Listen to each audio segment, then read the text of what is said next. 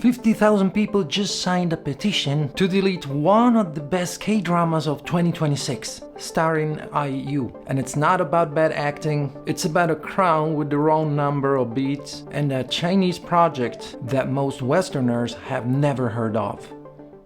안녕하세요 여러분, 댐프룰란이에요. Welcome back to a new video. Okay, so Perfect Crown. If you've been living under a rock, Perfect Crown is an historical K-drama on Disney+. 연애 초대받다.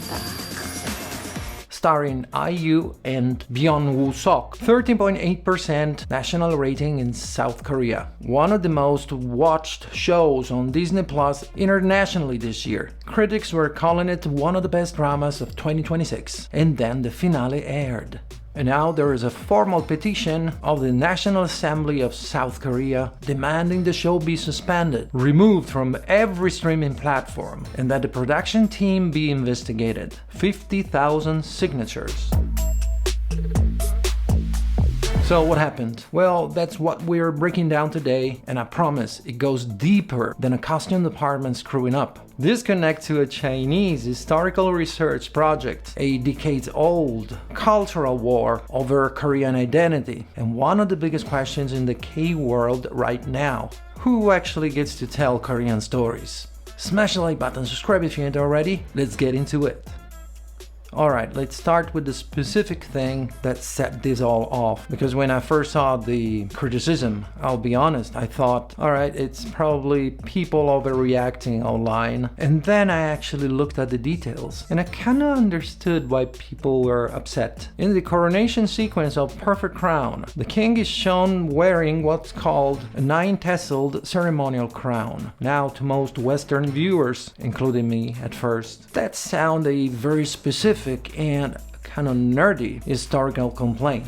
Like, who counts the tassels of a crown? Korean viewers, that's who. And here's why. In the ancient East Asian court system, the number of tassels in a ceremonial crown was not decorative. It was a direct statement of political status. A 12-tasseled crown, that's the crown of an emperor, a sovereign ruler, someone who bows to no one. A 9-tasseled crown, that's the crown of a vassal king, someone who rules, yes, but under the authority of a higher power, historically, China. So when Korean viewers watched their king coronated with a 9-tasseled crown, they didn't see a costume mistake, they saw the show saying on a global streaming platform that Korea was a tributary state, not sovereign. And it doesn't stop there. The chants used during the coronation, some viewers picked up on the term chonse, meaning may you live 1,000 years. In the traditional East Asian hierarchy, that phrase was reserved for vassal kings. The phrase for sovereign rulers, manse, may you live 10,000 years, not 1,000. The same words Koreans shout at sporting events and celebrations, the word they chanted during the independent movement against Japan, manse, 10,000 years, sovereign. The show used the vassal version, chonse. Now, was this intentional? Was it a production error? I'll give you my honest take later. But first we need to talk about why this specific combination of symbols lit a fire in Korea to the point that 50,000 people responded to it. To understand why this landed so hard, you need to know about something called the Northeast Project, Donbae-gonchong in Chinese. Between 2002 and 2007, the Chinese government funded a massive academic project studying the history of China's northeastern territories. Sounds dry, I know, it wasn't. The project concluded, and this is where Koreans lost their minds, that ancient kingdoms like Goguryeo, that Koreans consider a foundational part of their history, were actually part of Chinese history. That Gojoseon, the legendary founding civilization of the Korean people, fell within China's cultural sphere. That the people, the culture, the history, all of it was being reframed as Chinese heritage. From China's perspective, legitimate academic research about regions that now fall within their geographic borders. From Korean perspective, an attempt to erase Korean identity. You know how it is. Imagine someone publishing a government-funded academic project arguing that ancient Rome was actually a German civilization.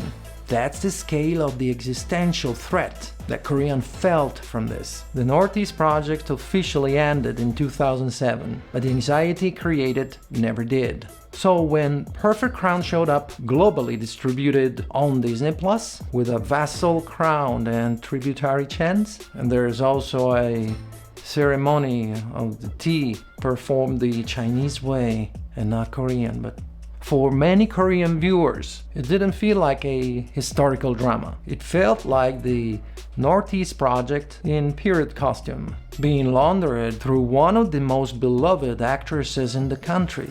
I'm not saying that's what the production team intended. Context is everything. And in Korea, in 2026, that context is extremely loaded. If you find the video interesting so far, hit the like button and subscribe if you haven't already. And check the links in the description to see all my gear stuff and things. My gear. Alright, back to it. So, 50,000 signatures. The petition went to the National Assembly. What does that actually mean legally? Well, and this matters. It doesn't mean the show is getting cancelled. Under South Korean law, when a petition reaches 50,000 signatures within a 30-day window, it gets automatically forwarded to the relevant National Assembly Committee for deliberation. That's it. They review it. They have no obligation to take action. No penalties are automatic. No streaming platform can be legally forced to remove content. Legal experts in Korea have been very clear on this. The petition is a political signal, not a legal weapon. The production team, to their credit, moved fast. Public apology, also the actors, committed to revising the scenes, the audio, all these elements and rebroadcast. IU and Byung Bo-seok both wrote apologies.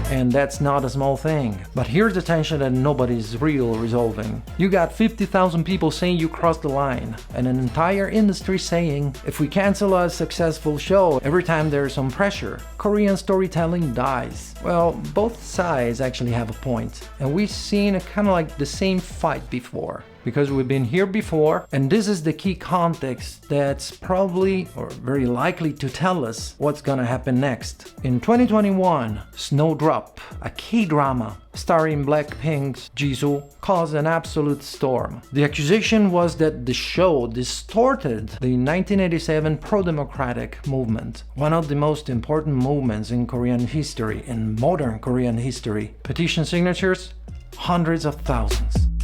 Way more than Perfect Crown is seeing right now. There were protests, big deal, but the South Korean government eventually rejected the calls for cancellation. They cited protection for artistic and creative freedom under broadcasting laws. The show aired, it completed its run. Man, it's so hot today. Okay, so let's wrap it up.